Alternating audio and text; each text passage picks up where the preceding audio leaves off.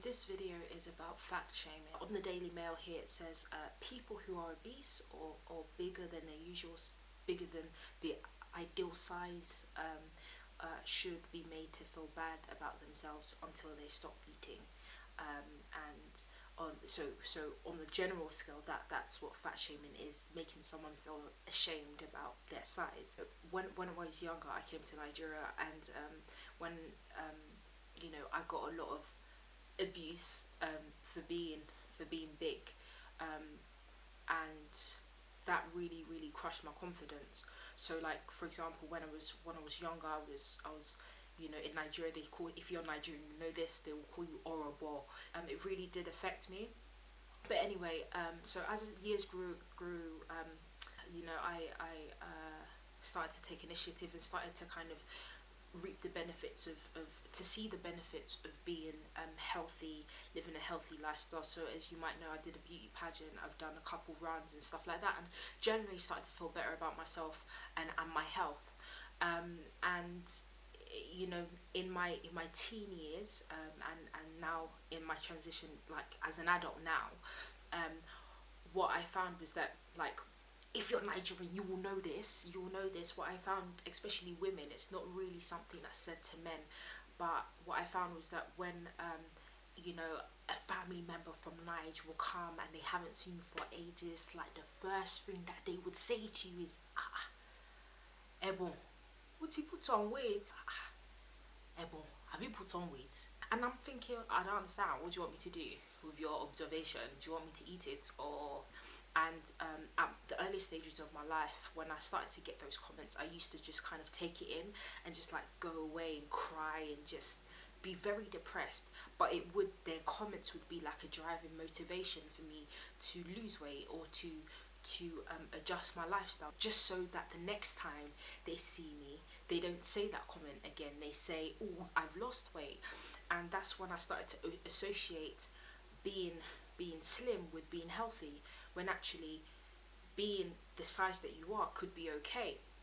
So anyway, I've come to Nigeria now, and I got that same comment by one of my uncles, and he was like, have you put on weight or what? And I was like, and this was in front of all my aunties and uncles, and it was just so awkward. But for the first time in my life, something different came out of my mouth. Like, it hurt, but I just said to him, do you know what, uncle, I'm actually very happy the way that I am. And for me to feel that I needed to say that struck something completely different. You see these adults as people that you respect, but at the same time they don't understand, and they refuse to understand that there are things that they might say that could crush your self-esteem. But I'm fine, I'm perfect the way I am, and I never thought I'd see myself in that way. I never thought I'd see things that I admire about myself over my flaws. So I might like my thighs, I like my arms, well, actually arms, I'm still working on it, but definitely my thighs. I like my shoulder blades. I like myself, and that's really exciting. I still went upstairs, still cried a little bit because I was really hurt, but at the same time I acknowledged that I actually am happy. I am actually cool with the way that I am. Enough is enough. So this video is for the ladies or gents who have been fat shamed by family, friends or members. Here's a couple of tips on what you can say and how you can address your lifestyle with regards to feeling confident about your body. Alright, so my number one tip for you guys is, do not assume that you have to be slender to have a healthy body. I think this is one of the number one mistakes that we all make. Literally, it's like, it's not by force you must be size 8 or size 10. Sometimes be size 16 or size 14, but be able to run for the bus. Number 2, count your attributes and never your flaws. This is what I was saying before. I really have come to a point where I've learned to like certain parts of my body, and I found that picking up my flaws in the mirror every day never advances me mentally and never allows me to feel better about myself. So start to analyze and look at the things that you actually do like. Number 3, you make the decisions, not them. be your own boss. It's really, really important that you make choices, make changes because of you, and not because of Auntie Fumi or Auntie Bukola. It's not by force. You do you. If you feel that you need to change something about yourself, do it because you want to improve your lifestyle, or do it because you feel that you need to do it.